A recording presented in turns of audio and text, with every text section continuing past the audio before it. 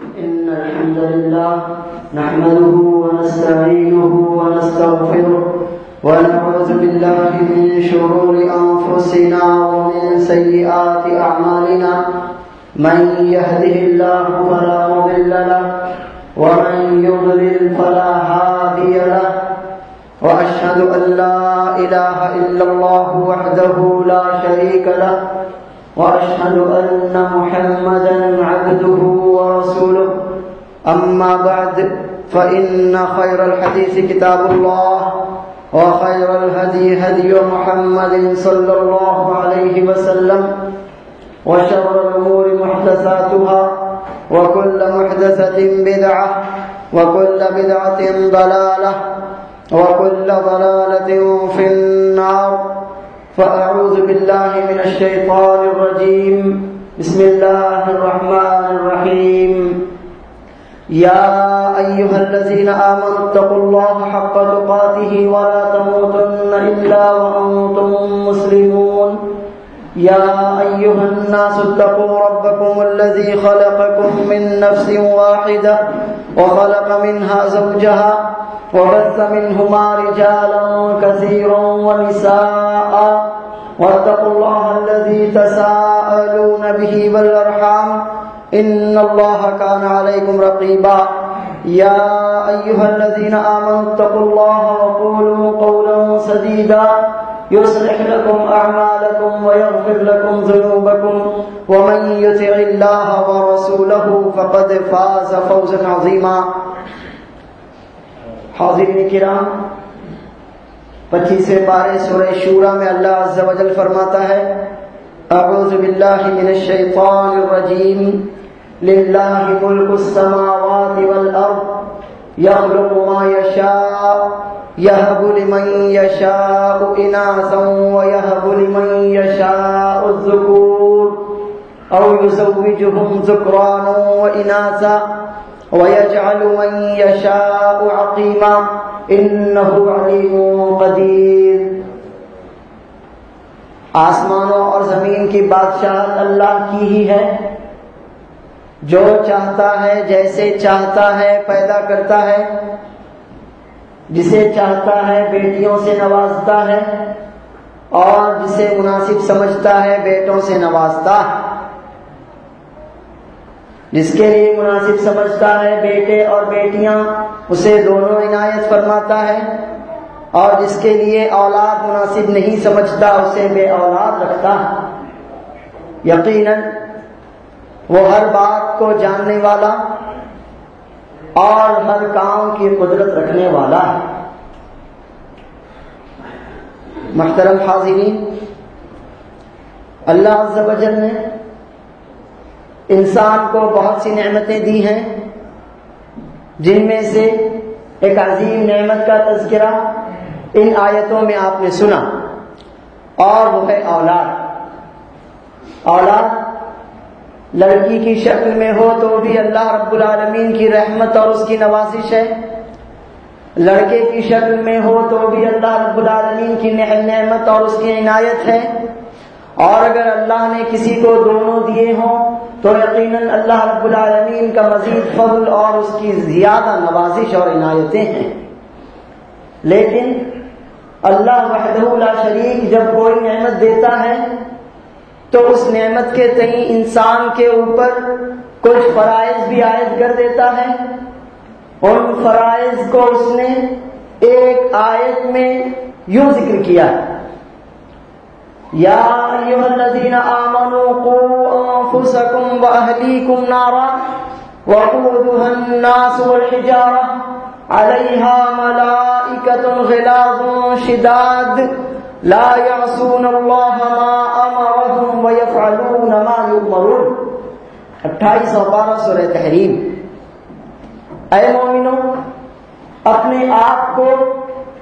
اور اپنے گھر والوں کو، بیویوں اور بچوں کو جہنم سے بچاؤ، اس آگ سے بچاؤ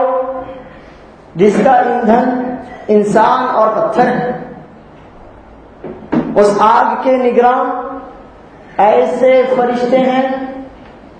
جو بہت ہی زیادہ سخت مزاج، سخت دل اور بہت مضبوط جسم والے ہیں۔ اللہ انہیں جو حکم دے اس کی کبھی نافرمانی نہیں کرتے، اور جو کرنے کے لیے کہا جائے بالکل ویسا ہی کرتے ہیں۔ اللہ کے رسول صلی اللہ علیہ وسلم نے فرمایا کلکم راع وکل مسئول عن رعیتہ، صحیح بخاری اور صحیح مسلم کی روایت ہے، تم میں سے ہر ایک نگہبان ہے، ہر ایک کو اللہ عز و جل کی جانب سے کوئی نہ کوئی ذمہ داری دی گئی ہے، اور قیامت کے دن سب سے سوال کیا جائے گا، پوچھا جائے گا ہم نے تمہیں جو ذمہ داری دی تھی تم نے اسے کما حقہ پورا کیا، ادا کیا یا نہیں کیا۔ سورہ تحریم میں اللہ کا فرمان، صحیح بخاری اور صحیح مسلم میں اللہ کے رسول صلی اللہ علیہ وسلم کا فرمان ہمیں یہ یاد دلاتا اور اس بات کی تنبیہ کرتا ہے کہ اولاد اللہ عز و جل کی جانب سے اگر نعمت ہے تو یقینی طور پر بہت بڑی ذمہ داری بھی ہے۔ اس نعمت کی حفاظت کی ضرورت ہے، اس نعمت کو ضائع ہونے سے بچانا ضروری ہے۔ کہیں ایسا نہ ہو کہ اگر ہم نے اس نعمت کی اس ذمہ داری کی ادائیگی میں کوتاہی کی، اس نعمت میں اللہ کا حق ادا نہیں کیا، تو یہ اولاد دنیا میں بھی ہمارے لیے باعث رسوائی ہو اور آخرت میں بھی ہمارے لیے جان کا عذاب بن جائے۔ حاضرین کرام، آج کا ہمارا خطبہ انشاءاللہ اسی موضوع پر ہوگا کہ ہم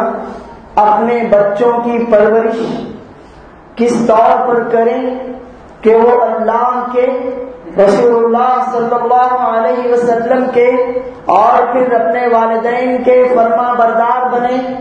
ان کی نافرمانی نہ کر سکیں۔ اس سلسلے میں بنیادی طور پر وہ آیتیں ہیں جنہیں اللہ عز و جل نے حضرت لقمان کی طرف منسوب کرتے ہوئے اپنے کلام پاک میں ذکر کیا ہے۔ 21واں پارہ سورہ لقمان، اللہ عز و جل فرماتا ہے اعوذ باللہ من الشیطان الرجیم وَإِذْ قَالَ لُقْمَانُ لِابْنِهِ وَهُوَ يَعِظُهُ يَا بُنَيَّ لَا تُشْرِكْ بِاللَّهِ إِنَّ الشِّرْكَ لَظُلْمٌ عَظِيمٌ وَوَصَّيْنَا الْإِنسَانَ بِوَالِدَيْهِ حَمَلَتْهُ أُمُّهُ وَهْنًا عَلَى وَهْنٍ وَفِصَالُهُ فِي عَامَيْنِ أَنِ اشْكُرْ لِي وَلِوَالِدَيْكَ إِلَيَّ الْمَصِيرُ وَإِن جَاهَدَاكَ عَلَىٰ أَن تُشْرِكَ بِي مَا لَيْسَ لَكَ بِهِ عِلْمٌ فلا تطعهما وصاحبهما في الدنيا معروفا واتبع سبيل من أناب إلي ثم إلي مرجعكم فأنبئكم بما كنتم تعملون يا بني إنها إن تك مثقال حبة من خردل فتكن في صخرة أو في السماوات أو في الأرض يأت بها الله إن الله لطيف خبير یا بنی اقم الصلاة وأمر بالمعروف وانهى عن المنکر واصبر على ما أصابك إن ذلك من عزم الأمور ولا تصعر خدك للناس ولا تمشي في الأرض مرحا إن الله لا يحب كل مختال فخور واقصد في مشيك واغضض من صوتك إن أنكر الأصوات لصوت الحمير۔ 21ویں پارے سورہ لقمان کی یہ آیتیں ہیں۔ اللہ عز و جل نے ہمارے اوپر احسان کرتے ہوئے ہمیں ان آیتوں میں یہ بتایا ہے کہ اپنے بچوں کی تربیت، اپنے بچوں کی پرورش ہم کس انداز میں کریں، اور اس کے لیے اس نے ایک انسان کا ہی تذکرہ کیا کہ وہ بھی تو آخر تمہارے جیسے ہی ایک انسان تھے۔ گرچہ بعض علماء نے انہیں نبی کہا ہے، اگر نبی بھی تسلیم کر لیا جائے تو بھی بہرحال انسان ہونے سے وہ خارج نہیں ہو جاتے۔ تو ذرا دیکھو کہ انہوں نے اپنی اولاد کی، اپنے بچوں کی پرورش کیسے کی، نصیحت حاصل کرو اور انہی اصولوں پر تم بھی اپنے بچوں کی پرورش کرو۔ اللہ عز و جل نے ان آیتوں میں یوں بیان کیا ہے، جب لقمان نے اپنے بیٹے کو نصیحت کرتے ہوئے بہت سی اہم باتیں بیان کی، انہی میں سے یہ باتیں بھی ہیں۔ میرے بچے، اللہ کے ساتھ کبھی شرک نہ کرنا، بے شک شرک سب سے بڑا ظلم ہے، جرم عظیم۔ اور اللہ عز و جل نے انسان کو والدین کے ساتھ بہت ہی بہترین سلوک کرنے کا تاکیدی حکم دیا ہے۔ یقیناً ماں نے کتنی تکلیفیں اٹھا کر اسے اپنے پیٹ میں رکھا، پھر یہ دنیا دکھائی، اور پھر 2 سالوں تک اسے دودھ پلانے کے لیے بھی کتنی مشقتیں برداشت کی ہیں۔ تو اے انسان، تو اللہ کا بھی شکر گزار بن اور اپنے والدین کا بھی شکر گزار بن، اور یقیناً تم سب کو میری ہی طرف پلٹ کر آنا۔ اے میرے بچے، اگر کوئی بھی چیز رائی کے دانے کے جتنی بھی کیوں نہ ہو، کسی چٹان میں ہو، آسمانوں میں ہو، زمین میں ہو، یقیناً اللہ عز و جل اسے لے کر آئے گا۔ بے شک اللہ تعالیٰ سب باتوں کو جاننے والا اور پوری خبر رکھنے والا۔ والدین کے ساتھ اس نے سلوک تو یقیناً کرو، لیکن اگر وہ تمہیں اس بات پر مجبور کریں کہ تم اللہ کے ساتھ شرک کرو تو ایسا ہرگز نہ کرنا، کیونکہ شرک یقینی طور پر جرم عظیم ہے، اور تمہیں اللہ رب العالمین نے اس بابت کوئی علم نہیں دیا۔ تم شرک کے معاملے میں اپنے والدین کی بات نہ ماننا، لیکن جہاں تک ان کے حقوق ادا کرنے کی بات ہے، دنیا میں ان کے ساتھ رہنے کی بات ہے، تو اس معاملے میں تم سے کوتاہی نہیں ہونا چاہیے، اور یقیناً تم انہی لوگوں کے راستے پر چلتے رہنا جو اللہ کی طرف رجوع ہوئے۔ یقیناً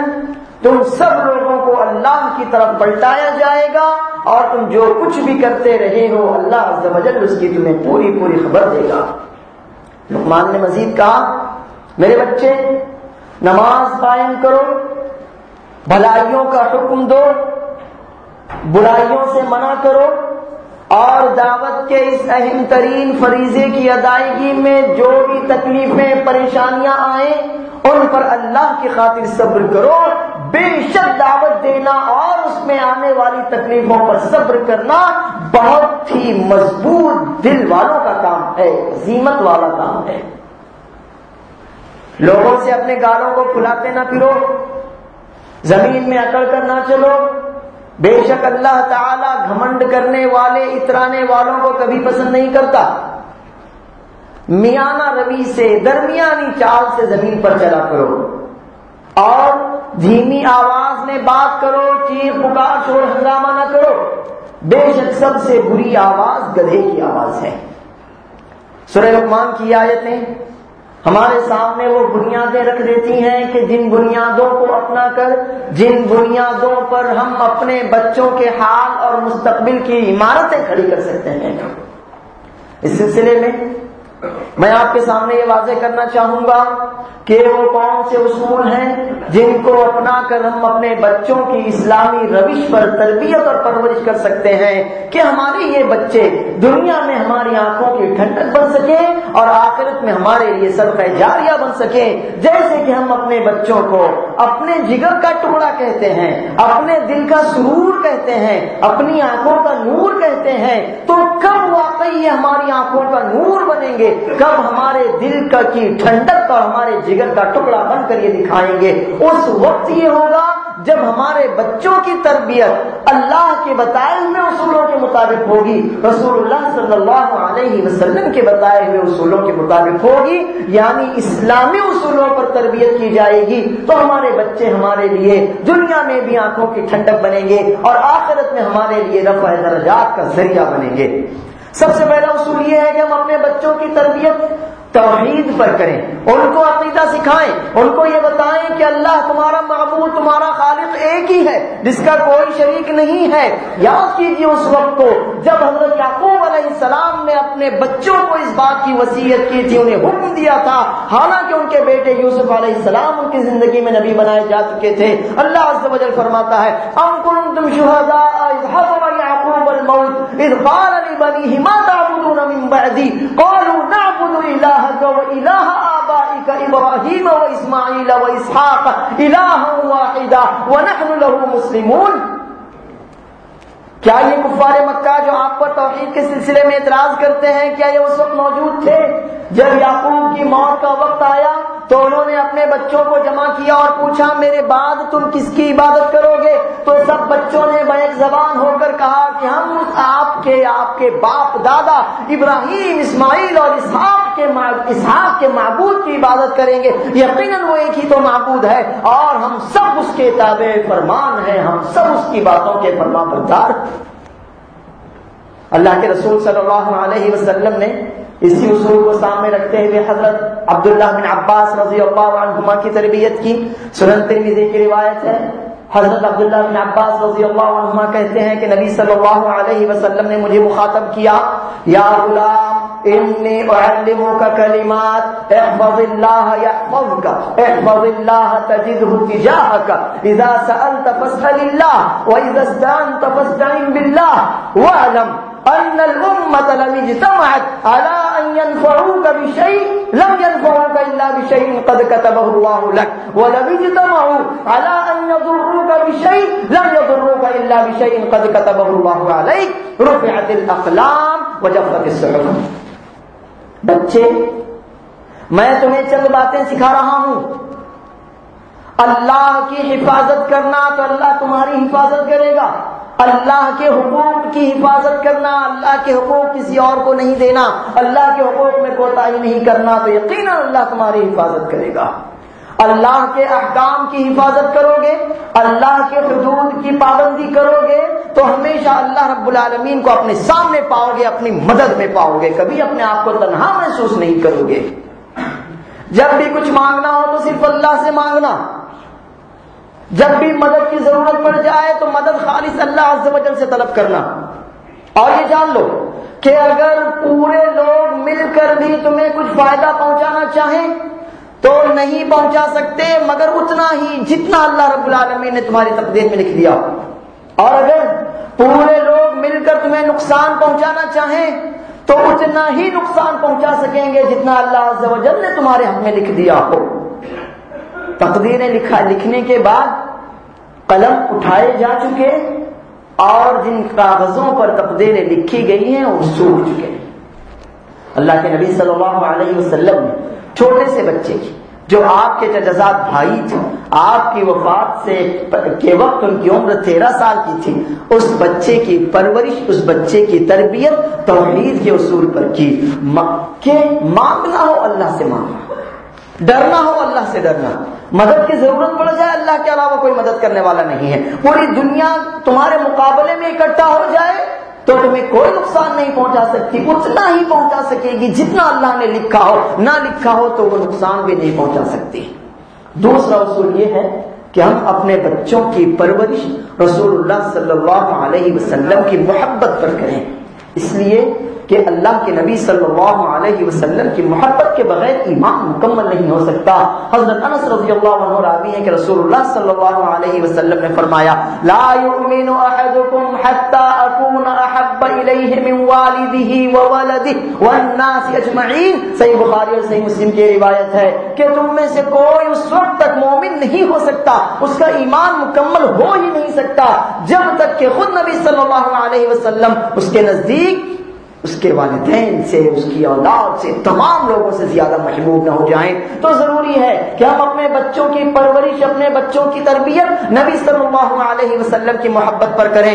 وہ آپ سے محبت کرے گا تو آپ کی فرما برداری کا بھی جذبہ رکھے گا۔ اگر آپ سے محبت اس کے دل میں نہ ہوگی، اس محبت میں کوئی کمی ہوگی، کوئی نقص ہوگا، کوئی کھوٹ ہوگا تو اللہ کے نبی صلی اللہ علیہ وسلم کی اطاعت میں بھی کھوٹ ہوگا۔ ہم اپنے بچوں کو یہ بتائیں کہ اللہ کے نبی صلی اللہ علیہ وسلم کی اتباع ضروری ہے اور اتباع کے لیے محبت ضروری ہے، تو جب بچہ اس بات کو سمجھے گا تبھی وہ آپ کی فرما برداری کرے گا، ورنہ فرما برداری کا جذبہ پیچھے کم پڑ جائے گا، مان پڑ جائے گا۔ اس لیے کہ انسان فرما برداری کب کرتا ہے؟ جب کسی سے محبت کرتا ہے تو اس کی بات مانتا ہے، لیکن اگر محبت نہیں کرتا تو پھر اس کی بات ماننے سے بھی وہ دور بھاگتا ہے۔ تو ضروری ہے کہ ہم اللہ کے نبی صلی اللہ علیہ وسلم کی محبت اپنے بچوں کے دل میں بٹھائیں تاکہ ان کے دلوں میں خود بخود رسول اللہ صلی اللہ علیہ وسلم کی پیروی کا جذبہ پیدا ہو سکے اور ہمیں الگ سے یہ جذبہ ان کے دلوں میں ڈالنے کی ضرورت نہ پڑے۔ اور تیسرا اصول یہ ہے کہ ہم اپنے بچوں کو والدین کے حقوق بتائیں، انہیں یہ بتائیں کہ اللہ عز و جل فرماتا ہے وَقَضَىٰ رَبُّكَ أَلَّا تَعْبُدُوا إِلَّا إِيَّاهُ وَبِالْوَالِدَيْنِ إِحْسَانًا إِمَّا يَبْلُغَنَّ عِندَكَ الْكِبَرَ أَحَدُهُمَا أَوْ كِلَاهُمَا فَلَا تَقُل لَّهُمَا أُفٍّ وَلَا تَنْهَرْهُمَا وَقُل لَّهُمَا قَوْلًا كَرِيمًا وَاخْفِضْ لَهُمَا جَنَاحَ الذُّلِّ مِنَ الرَّحْمَةِ وَقُل رَّبِّ ارْحَمْهُمَا كَمَا رَبَّيَانِي صَغِيرًا. انہیں یہ بتائیں کہ اللہ عز و جل نے جہاں اپنے حق کا ذکر کیا، جہاں ہم پر یہ فرض کیا کہ توحید پر ہی رہو، شرک کے قریب نہ جاؤ، اللہ کے علاوہ کسی کی عبادت نہ کرو، جہاں یہ بات کہی وہیں یہ بھی فرمایا کہ والدین کے ساتھ حسن سلوک کرو. اگر تم جوانی کو پہنچ جاؤ اور والدین موجود ہوں، بوڑھے ہو چکے ہوں یا کوئی ایک ہو بوڑھے ہو چکے ہوں، تو ان کے ساتھ بہت ہی بہترین سلوک کرو، اف بھی نہ کہو، ڈانٹو مت، جھڑکو مت، ان کی کسی بھی بات کو لے کر ان سے ناراض نہ ہو، ہمیشہ ان کے لیے اپنا محبت کا، رحمت کا، شفقت کا دامن پھیلائے رکھو، اور ان کے لیے اللہ رب العالمین سے دعائیں بھی مانگتے رہو کہ رب ارحمہما کما ربیانی صغیرا. والدین نے ہمیں بہت ہی محنتوں مشقتوں سے پالا ہے، ہمارے اوپر ہمیشہ مہربان رہے ہیں، ہم پر اپنی ساری محبتیں اور شفقتیں نچھاور کر دی ہیں، تو اے میرے رب تو بھی میرے والدین پر اپنی رحمتیں اور شفقتیں نچھاور فرما دے. یہ دعائیں ہم اپنے بچوں کو سکھائیں، انہیں یہ بتائیں کہ والدین کا حق مخلوق کے حق میں سب سے بڑھ کر ہے. اللہ اور اس کے رسول صلی اللہ علیہ وسلم کے بعد اگر کسی کا حق ہم پر عائد ہوتا ہے تو وہ والدین کا حق ہے. اللہ عز و جل نے والدین کے حق کو اپنے حق کے فوراً بعد ذکر فرمایا ہے. چوتھا اصول یہ ہے کہ ہم اپنے بچوں کو بڑوں کا ادب سکھائیں، بڑوں کی تمیز سکھائیں. انہیں یہ بتائیں کہ جنہیں اللہ رب العالمین نے مرتبہ میں بڑا بنایا ہے، ضروری ہے کہ ہم ان کا ادب کریں. اللہ رب العالمین نے جنہیں ہم سے عمر میں بڑا بنایا ہے، ضروری ہے کہ ہم ان کی عمر کا، ان کی بزرگی کا خیال رکھیں. رسول اللہ صلی اللہ علیہ وسلم فرماتے ہیں لیس منا من لم يرحم صغیرنا ولم يؤقر کبیرنا ولم يعرف لعالمنا حقه. اس حدیث کو علامہ البانی رحمہ اللہ نے صحیح الترغیب میں حسن قرار دیا ہے کہ وہ شخص ہم میں سے نہیں جو اپنے چھوٹوں پر رحم نہ کرے، چھوٹوں کے لیے جس کے دل میں محبت نہ ہو، رحمت کا جذبہ نہ ہو، وہ ہم میں سے نہیں ہو سکتا. اور وہ چھوٹا جو اپنے بڑوں کے ساتھ خیر کا برتاؤ نہ کرے، اس میں سلوک نہ کرے، ان کی عزت نہ کرے، ان کا احترام اس کے دل میں نہ ہو، تو وہ چھوٹا بھی ہم میں سے نہیں ہو سکتا. اور وہ عوام جو اپنے علماء کے حقوق کو نہ جانے، تو ایسی عوام بھی ہم میں سے نہیں ہو سکتی. ہم اپنے بچوں کو یہ بتائیں کہ تمہارے اوپر تمہارے بڑوں کے حقوق ہیں. جسے اللہ رب العالمین نے تم سے علم میں بڑا بنایا ہے، تو علم میں بڑا ہونے کی وجہ سے وہ علم میں بڑا ہونے کی وجہ سے وہ حق رکھتا ہے. اللہ نے جس سے تم سے عمر میں بڑا بنایا ہے، تو عمر میں بڑا ہونے کی وجہ سے وہ بزرگی کا حق رکھتا ہے. اللہ رب العالمین نے جسے مرتبے میں تم سے بڑا بنایا ہے، تو وہ مرتبے میں بڑا ہونے کی وجہ سے تمہارے ساتھ تم سے خیر خواہی کا حق رکھتا ہے. ہم اپنے بچوں کو بڑوں کے ساتھ ادب اور احترام کا برتاؤ کرنا سکھائیں. جب ہم اس بات سے غافل ہوئے تو آج آپ اپنے معاشرے کو دیکھ سکتے ہیں کہ کوئی بزرگ گزر رہا، بچے وہاں پر بدتمیزی شرارتیں کر رہے ہو، لیکن اس بزرگ کی ہمت نہیں ہو پاتی کہ وہ بچوں کو ان کی کسی بھی بری عادت یا حرکت سے روک سکے. وجہ یہ ہے کہ ہم نے اپنے بچوں کو یہ بتایا ہی نہیں کہ بڑوں کے کیا حقوق ہوتے ہیں، ہمیں ان کا کیسے احترام کرنا چاہیے، ہمیں ان کی کیسی تعظیم کرنا چاہیے کہ ہم انہیں جانے دیں، ان کو راستہ دیں. وہ اگر کچھ کہیں ان کی بات صحیح ہو تو اس کو ضرور مانیں. تو ضروری ہے کہ ہم اپنے بچوں کو بڑوں کا ادب سکھائیں، بڑوں کے حقوق ان کو سمجھائیں، تاکہ وہ اپنے بڑوں کا حق ادا کر سکیں اور ان کی باتیں ماننے کا جذبہ ان کے اندر پیدا ہو سکے. اور پانچویں بات یہ ہے کہ ہم اپنے بچوں کو اسلامی آداب سکھائیں. ہم میں سے بہت سے لوگ غیروں کی تہذیب کو اپنانا اپنے لیے فخر سمجھتے ہیں، لیکن نہیں. سب سے اچھی تہذیب، سب سے پیاری تہذیب، سب سے بہترین سلیقہ اور قرینہ، زندگی گزارنے کے سب سے بہترین اصول اللہ نے دیے ہیں، اللہ کے رسول صلی اللہ علیہ وسلم نے دیے، ہمارے دین نے ہمیں دیے ہیں. دیکھیے رسول اللہ صلی اللہ علیہ وسلم ایک چھوٹے سے بچے کی کیسے تربیت کرتے ہیں. عمرو بن ابو سلمہ اللہ کے رسول صلی اللہ علیہ وسلم کی پرورش میں تھے، اس لیے کہ ان کے والد رحمہ اللہ کی، ان کے والد ابو سلمہ رضی اللہ عنہ کی وفات ہو چکی تھی، اور رسول اللہ صلی اللہ علیہ وسلم نے ان کی والدہ ام سلمہ رضی اللہ عنہ سے نکاح کیا تھا. چھوٹے سے بچے تھے، رسول اللہ صلی اللہ علیہ وسلم کے ساتھ کھانا کھا رہے تھے تو آپ نے فرمایا یا غلام سم اللہ وکل بیمینک وکل مما یلیک. صحیح بخاری کی روایت ہے کہ بچے اللہ کا نام لو، بسم اللہ کہو، اپنے آگے سے کھاؤ، دائیں ہاتھ سے کھاؤ. چھوٹی چھوٹی باتیں ہیں. بچے بسم اللہ پڑھو، دائیں ہاتھ سے کھاؤ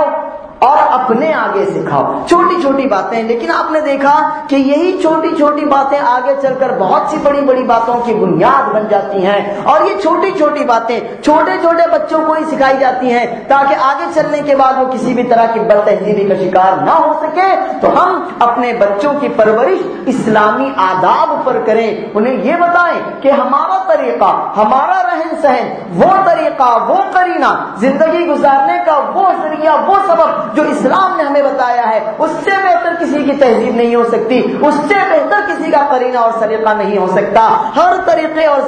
ہر طریقے میں، ہر تہذیب میں کوئی نہ کوئی خامی اور کوئی نہ کوئی کھوٹ ہے. اسلامی قرینہ تو اللہ رب العالمین کا دیا ہوا ہے، لہذا یہ سب سے اونچا، سب سے اچھا اور سب سے پاکیزہ ہے. اور چھٹا اصول یہ ہے کہ ہم اپنے بچوں کے سامنے اچھا نمونہ پیش کریں. اپنے بچوں کے سامنے ہمارا نمونہ ہو، اچھا نمونہ ہو. بہت بچے بہت سی چیزیں کیچ کرتے ہیں، ان کو سکھانے کی ضرورت نہیں پڑتی، ان کو سکھانے کی ضرورت نہیں پڑتی. وہ دیکھتے ہیں بڑے ایسا کر رہے ہیں تو وہ بھی ویسا ہی کرتے ہیں، ان کو کسی نے سکھایا نہیں ہے. ان کی طبیعت ہی ایسی ہوتی ہے کہ بہت سی چیزیں وہ دوسروں کو دیکھ کر کرنے لگ جاتے ہیں. تو ہم اپنے بچوں کے سامنے اچھا نمونہ پیش کریں. ذرا سوچیے، ایک باپ وہ خود اپنے بچوں کے سامنے سگریٹ پیتا ہو یا ان کے ہاتھوں سے سگریٹ منگواتا ہو تو وہ کیسا نمونہ پیش کر رہا ہے؟ یقینی طور پر بہت غلط نمونہ پیش کر رہا ہے. باپ فجر کی نماز کے وقت نماز چھوڑ کر بستر میں سویا ہوا وہ اپنے بچوں کے سامنے کیسا نمونہ پیش کر رہا ہے؟ یقیناً وہ غلط نمونہ پیش کر رہا ہے. ماں باپ، والد اگر اپنے والدین کا نافرمان ہو تو بچے ان باتوں کو دیکھتے ہیں. اب وہ باپ کیسے اپنے بچوں کو یہ کہے گا کہ بیٹے باپ کی فرما برداری کرو، میں تمہارا باپ ہوں. کل کو بچہ بھی تو اس سے کہہ سکتا ہے کہ ابا جان میں بھی تو آپ کو دیکھتا ہوں، آپ اپنے والدین کی بہت سی باتیں ٹال دیتے ہیں، آپ بھی تو ان کو جھڑک کر بات کرتے ہیں. کل کو وہ باپ اگر اپنے بچے کو دیکھے گا کہ یہ بیڑی یا سگریٹ میں قلت میں مبتلا ہے، اور پھر بچہ اگر اس سے کہے ابا جان آپ بھی تو یہ ان چیزوں کو استعمال کرتے ہیں، اگر وہ باپ خود نماز چھوڑ کر سویا رہتا ہو تو اپنے بچے کو کیسے ٹوک سکے گا؟ بچہ اس سے اعتراض کر سکتا ہے کہ ابا جان آپ بھی تو نماز چھوڑ کر سوئے رہتے ہیں. تو ضروری ہے کہ ہم اپنے بچوں کے سامنے اپنا نمونہ سب سے زیادہ بہترین پیش کر سکیں تاکہ ہمارا بچہ ہم کو دیکھ کر سیکھے، ہم کو دیکھ کر پروان چڑھے،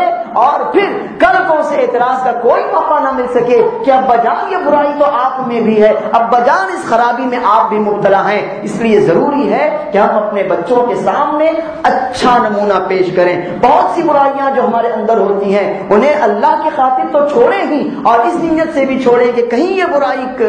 میرے بچوں پر برا اثر نہ ڈال سکے. ضروری ہے کہ ہم اپنے بچوں کے سامنے اپنا خود کا عملی نمونہ بہترین سے بہترین رکھیں. والدین کے معاملے میں ہم اپنے والدین سے بات کریں تو پورے ادب کے ساتھ بات کریں. رشتہ داروں کے ساتھ معاملے ہوں تو ان کے حقوق ادا کرنے والے معاملے ہوں. اللہ عز و جل کی بات آئے تو ہم سب سے آگے بڑھنے والے ہوں جو اللہ کے حقوق کو ادا کرنے والے ہیں. تو ہمارا بچہ یقیناً ہم کو دیکھ کر سیکھے گا. یہی وجہ ہے کہ صحابہ کرام رضی اللہ عنہم رسول اللہ صلی اللہ علیہ وسلم کی مجلسوں میں آتے تھے تو اپنے چھوٹے چھوٹے معصوم بچوں کو بھی لے کر آتے تھے کہ ہم بھی تو اللہ کے نبی صلی اللہ علیہ وسلم سے سیکھنا چاہتے ہیں. یہ چھوٹا سا بچہ بھی ہو سکتا ہے نبی صلی اللہ علیہ وسلم کو دیکھ لے، آپ اسے دیکھ لیں، آپ کی دعا اسے دنیا اور آخرت میں اس کے کام آ جائے، آپ اس کے سر پر ہاتھ پھیر دیں، یا کوئی نہ کوئی خیر جو اللہ نے اپنے نبی صلی اللہ علیہ وسلم کی مجلس میں رکھا ہے اس بچے کو مل جائے. یہ سوچ کر صحابہ کرام رضی اللہ عنہم خود بھی اللہ کے نبی صلی اللہ علیہ وسلم کی مجلسوں میں حاضر ہوتے تھے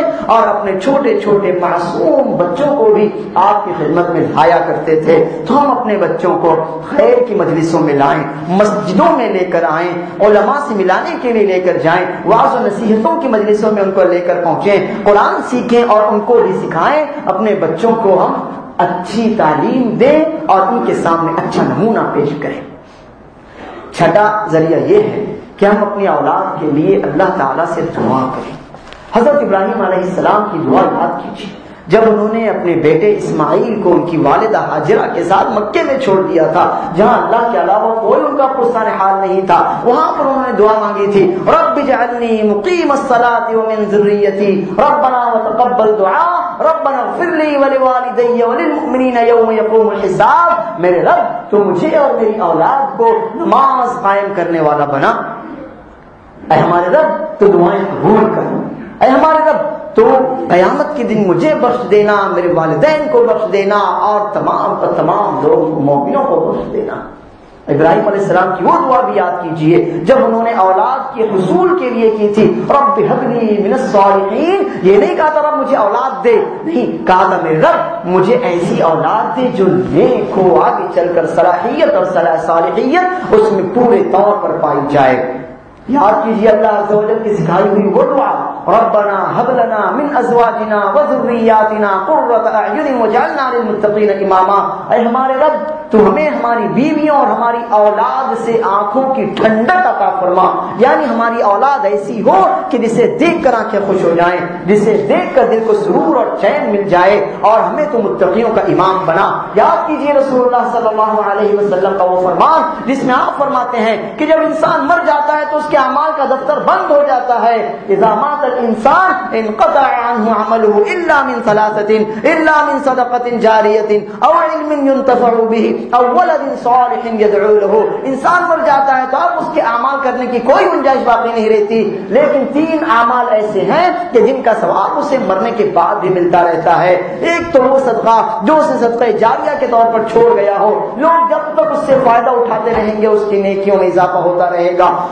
اور وہ علم جو اس نے لوگوں کو بانٹا ہو، لوگوں میں اس کا علم پھیلا ہو، تو لوگ جب تک اس کے علم پر عمل کرتے رہیں گے اس کا ثواب ملتا رہے گا، اور نیک اولاد جو اس کے خاطر دعائیں کرتی رہے گی۔ اولاد نیک کب ہوگی؟ جب وہ اللہ کی فرما بردار ہوگی، جب وہ رسول اللہ صلی اللہ علیہ وسلم کی فرما بردار ہوگی، جب وہ اللہ اور اس کے رسول صلی اللہ علیہ وسلم کی اطاعت میں ہماری اطاعت کرنے والی ہوگی، جب وہ اللہ اور اس کے رسول صلی اللہ علیہ وسلم کی نافرمانی میں کسی کی بھی اطاعت کرنے والی نہ ہوگی، اس وقت اولاد ہمارے لیے صدقہ جاریہ بنے گی۔ تو ضروری ہے کہ ہم اپنی اولاد کی خاطر دعائیں کرتے رہیں، اور رسول اللہ صلی اللہ علیہ وسلم کا یہ فرمان یاد رکھیں، ثلاثۃ لا ترد دعواتهم دعوت الوالد لولده ودعوت المسافر ودعوت الصائم، تین قسم کے لوگ ہیں جن کی دعائیں اللہ کے یہاں سے کبھی ٹھکرائی نہیں جاتی۔ سب سے پہلے آپ نے ذکر کیا والدین کا، کہ ماں باپ کی دعا اولاد کے حق میں ضرور بضرور قبول ہوتی ہے، تو ضروری ہے کہ ہم اپنی اولاد کی خاطر دعائیں کرتے رہیں تاکہ یہ اولاد دنیا میں بھی ہمارے کام آ سکے اور آخرت میں بھی ہمارے لیے رفع درجات کا سبب بن سکے۔ تو یہ کچھ اصول ہیں کہ اگر ہم نے ان اصولوں پر اپنی اولاد کی پرورش کی، انہیں اللہ رب العالمین کا حق بتایا، رسول اللہ صلی اللہ علیہ وسلم کا حق انہیں بتایا، اللہ اور اس کے رسول صلی اللہ علیہ وسلم کی محبت ان کے دل میں بھر دی، اللہ اور اس کے رسول صلی اللہ علیہ وسلم کے ہر حکم کے آگے گردن جھکانے کا جذبہ ان کے اندر پیدا کر دیا، تو پھر یقین جانیے کہ ہماری اولاد کبھی بھی ہماری نافرمان نہیں ہو سکتی، ہر خیر کے کام میں وہ ہماری فرما بردار ہوگی، اور نافرمانی کے کاموں میں وہ دنیا کی کسی بھی طاقت کی پرواہ نہیں کرے گی۔ اللہ عز و جل ہم سب کو اپنا فرما بردار بنائے، اپنے رسول صلی اللہ علیہ وسلم کے فرامین پر عمل کرنے والا بنائے، اور ہمیں اپنی اولاد کی پرورش تربیت اسلامی اصولوں پر کرنے کی توفیق عطا فرمائے، ہماری اولاد کو ہمارے لیے صدقہ جاریہ بنائے، دنیا میں آنکھوں کی ٹھنڈک اور آخرت میں رفع درجات کا ذریعہ بنائے، آمین۔ ربنا آتنا فی الدنیا حسنۃ وفی الآخرۃ حسنۃ وقنا عذاب النار، ربنا هب لنا من ازواجنا وذرياتنا قرۃ اعین واجعلنا للمتقین اماما۔